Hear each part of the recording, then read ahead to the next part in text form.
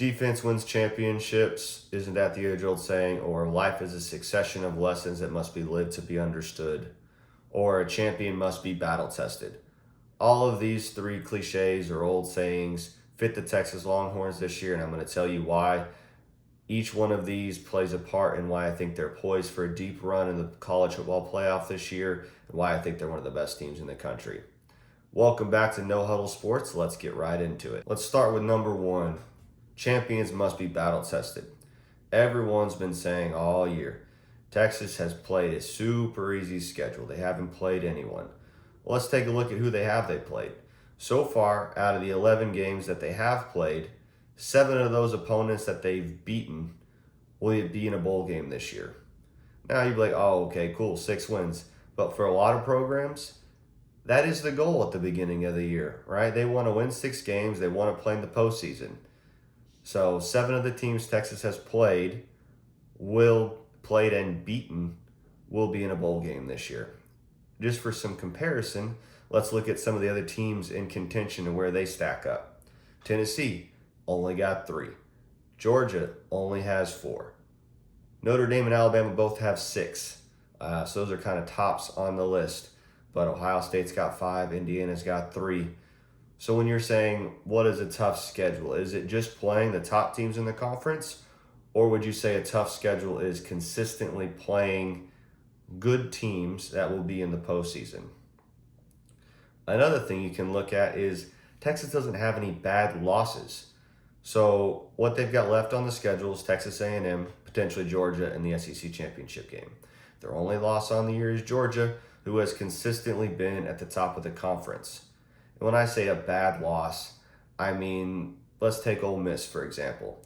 So Ole Miss, sure, they beat Georgia. They're flying sky high, right? And everyone's like, they are the best team in the SEC right now. But then they go on the road. They lose to Florida. Okay, no big deal. Florida's on the up-and-coming. DJ Lagway's there. But Texas beat the absolute tar out of Florida. And you could say, oh, well, DJ Lagway wasn't playing. Sure, he wasn't playing, but DJ Lagway doesn't play defense, right? So how do you answer that? Texas put up 49 points against that Florida defense. Ole Miss only put up 17. Kind of just let that sink in. And then when I say a really bad loss, I'm not talking about Florida. Ole Miss lost at home to Kentucky. Kentucky is 4-7 this year. They are not going to a bowl game. And Texas absolutely dominated that same Kentucky team just a week ago. So that's kind of what I mean with a bad loss. And if you want signature wins, Texas is prepped for 2 more of those to end the year. They can go into College Station on Saturday night, and they can beat the Aggies on the road and have their massive road victory, which A&M probably won't be in the top 25 after Texas beats them. Right now they are. And then they'll get their rematch against Georgia, which would hopefully answer all the questions and shut up all the doubters who are saying that Texas doesn't have what it takes to win at the top of the championship level in the SEC. So that's reason number 1 why I think Texas is poised for a deep run in the college football playoff. Number 2, defense wins championships or defense travels. Both of these have been saying since the beginning of time. And Texas has an elite defense. Right now, they're giving up only 12 points to their opponents. They are number 1 against the pass. They are top 10 against the run. And they create the most interceptions out of anybody else in college football. This will be key when you're going into some of these playoff games. You're going to be playing some offenses that are great, some offenses that are kind of streaky. But as long as your defense can play consistent, it's going to keep you in all these football games. And you say, okay, well, yeah, Georgia put up 30 points. That's the best team they've played all year. Yeah, maybe.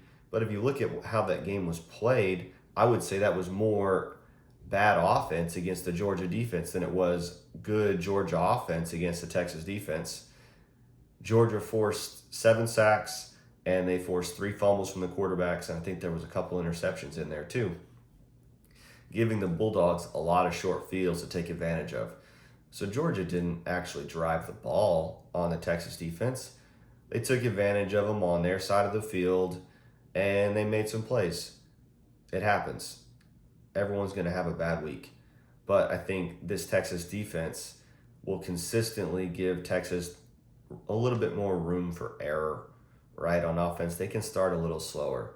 Because if your defense is only giving up less than 2 touchdowns per game, you only got to figure it out, like I said, on 2 drives, 3 drives maybe. And you're going to be competitive in most of these football games. That's why this is one of my keys. If Texas can continue to play elite level defense, they will be in every single one of these football games down the stretch. And if their offense can get clicking and really get it figured out, you better watch out. This team is going to be freaking fun to watch. And number 3, life is a succession of lessons that must be lived to be understood. Texas is one of 3 teams in this college football playoff contention that have a head coach that has been in the college football playoff. You have the Texas Longhorns and Steve Sarkisian. You have Ryan Day and Ohio State, and you've got Kirby Smart and the Georgia Bulldogs. That's it. I know that the field has been limited with only 4 teams, but still, I think that's a massive advantage going into the postseason, having gone through all of the hoopla that comes with it. You've got all the talk shows. You've got Selection Sunday. You've got all of the interviews. You've got the press days. You've got the media days. You've got just all of the extra that's going to come along with these playoff games that sometimes teams that haven't been through before may be overwhelmed in the moment. I don't think that'll affect this Texas team. They're returning 16 of their 22 starters from last year and 59 of their 85-man roster. So most of this team has been there before, and they've been through getting defeated in the postseason. And I don't think they want to experience that again. Definitely not in the first round. They want to go deep and have a good deep playoff run. And I think that just the experience of Sarkisian, who was also on Nick Saban's staff for a couple national championships, will have his team ready. They won't be overwhelmed. And I look for them to use their experience to their advantage and get them ready for a deep playoff run.